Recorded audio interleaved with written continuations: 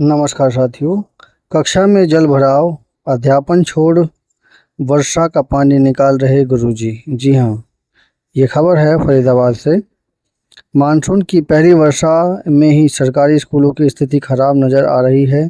कक्षा से लेकर परिसर, कंप्यूटर लैब, स्टाफ रूम में जलभराव हो गया है, जिससे कक्षाएं तो प्रभावित हो रही हैं, विद्यार्थियों और अध्यापकों की परेशानी भी झेलनी पड़ रही है।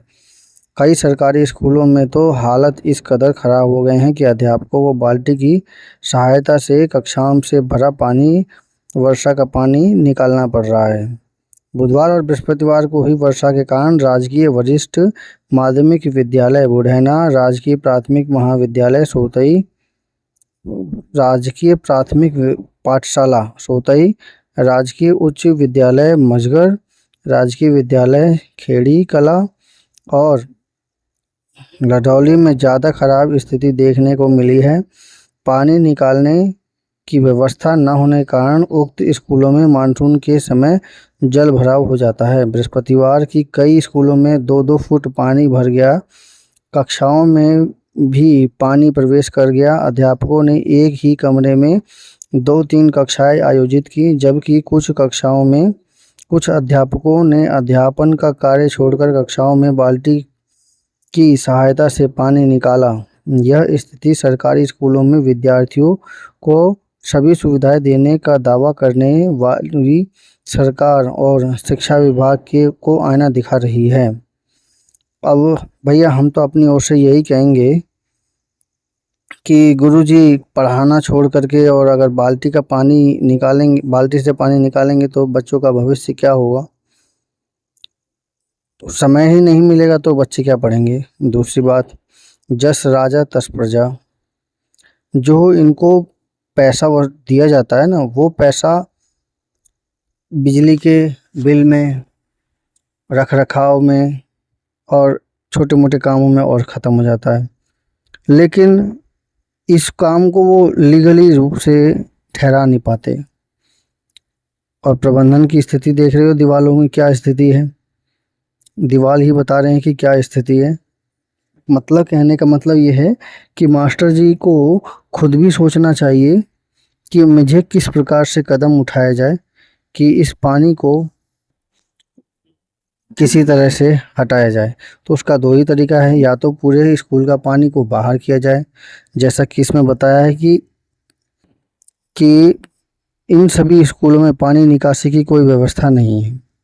अब ये जो पानी निकासी की व्यवस्था नहीं है, तो इसका केवल अब 2 ही तरीका है, या तो टुल्लू पंप से उस स्कूल की बाउंड्री से बाहर पानी निकाल करके फेंका जाए, और दूसरा तरीका है कि उस टुल्लू पंप से पानी को इकट्ठा करके किसी टंकी तक पहुंचा दिया जाए, ताकि बाहर पानी जाए नहीं और बाद में उसी वर्षा के पानी का उपयोग खेती के काम में, यानी कि पेड़ पौधों को सप्लाई करके उसे पूरा किया जा सके। तो लेकिन बात यह है कि मानसून का सत्र है, उतना पानी इकट्ठा कहाँ से किया जाएगा।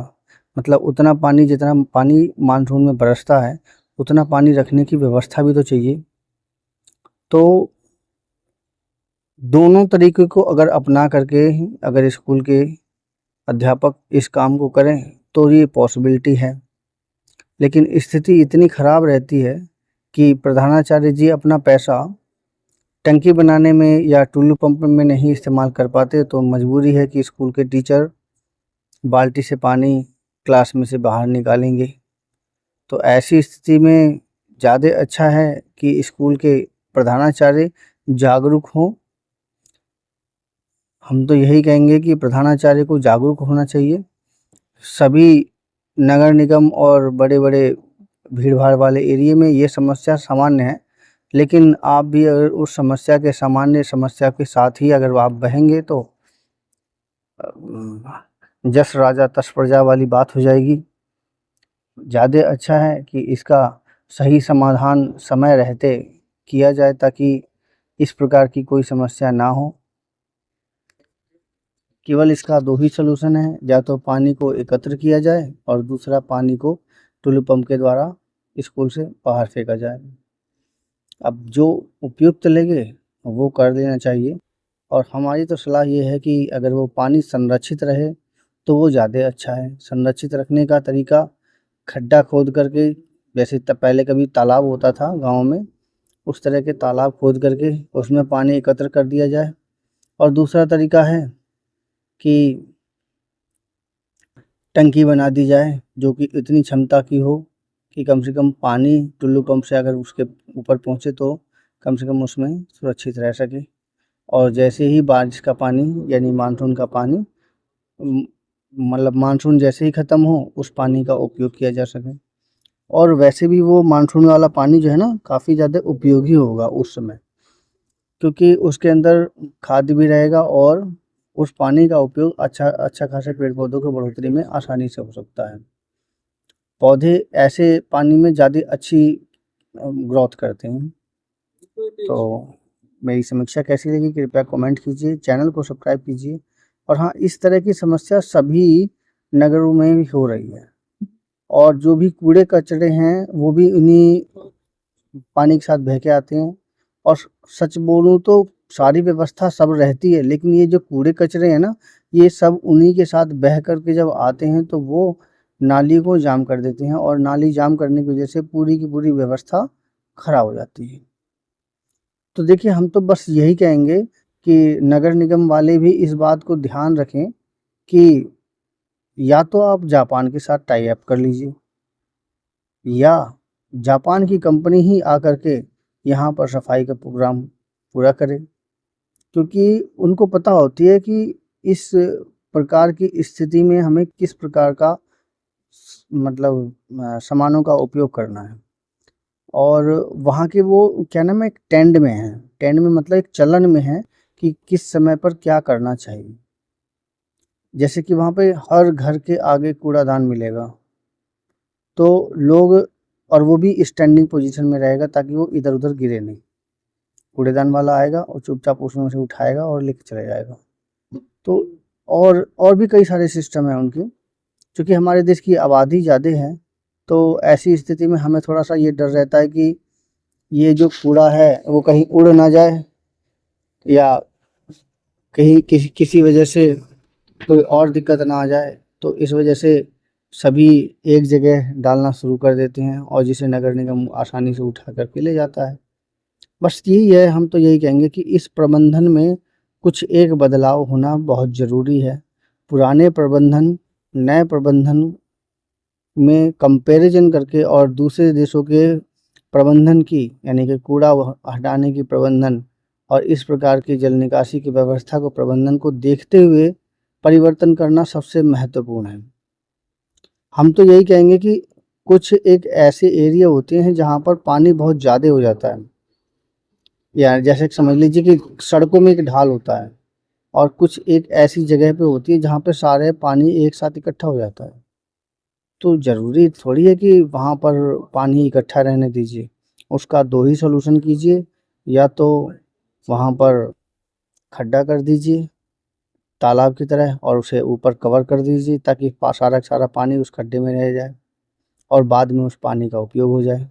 और दूसरा तरीका है कि वहाँ पर एक स्टैंडिंग टंकी बना दी जाए ताकि सारा का सारे टुल्लू पंप के द्वारा सारा का सारा पानी ऊपर डाल दिया जाए। तीसरा तरीका है कि नगर निगम वाले अपने वाहन से आए और वहाँ से पानी खींच करके और फिर कहीं दूसरी जगह ले जा करके उसे ड्रॉप करें। परंतु तुरंत समस्या का सॉल्यूशन हम तो यही कहेंगे कि इन दोनों में से किसी एक को मिला दीजिए ताकि वो समस्या बार बार पनपे ही नहीं। और ख़ास करके बस्तियों में इस प्रकार की जो समस्या मानसून सत्र में हो रही है उसकी वजह से लोगों को कई बारी समस्याओं का सामना करना पड़ सकता है। तो ज़्यादा अच्छा है कि नगर निगम इसका समस्या का सलूशन किस प्रकार से करे कि सारी समस्या का सॉल्व हो सके। अब आप एक बार वेनिस की सड़कों को देखिए, वेनिस के शहरों को देखिए, जहाँ बारिश खूब होती है इसके बावजूद भी लोग वहाँ नाव से चलते हैं, लेकिन उस जगह पर उस नदी में कोई भी कूड़ा नहीं डाल सकता, कोई भी कुछ कचरा नहीं डाल सकता। इवन कोई कुल्ला तक नहीं कर सकता। पानी की तरह पानी एकदम बढ़िया क्वालिटी में दिखता है। और ये सब वही परिवर्तन है कि रहन सहन किस प्रकार का है। अंग्रेजों ने हमें बहुत कुछ सिखाया, उनमें से एक ये भी है कि उन्होंने बहुत कुछ रहन सहन हमें अच्छा दिया, अच्छा सिखाया, जो कि पहले से अच्छा था, मुगल काल से अच्छा था। तो इस रहन सहन को ठीक करना भी महत्वपूर्ण है।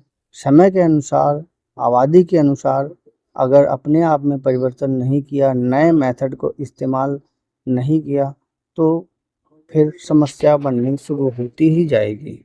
आबादी निरंतर बढ़ रही है, समस्या के नए-नए तरह की समस्याएँ बनती जाएँगी। अगर उन समस्याओं का सॉल्यूशन समय रहते पर सही तरीके से नहीं किया, तो ये आगे बढ़ता चला जाएगा। मेरी समीक्षा कैसी लगी कृपया कमेंट कीजिए, चैनल को सब्सक्राइब कीजिए। धन्यवाद।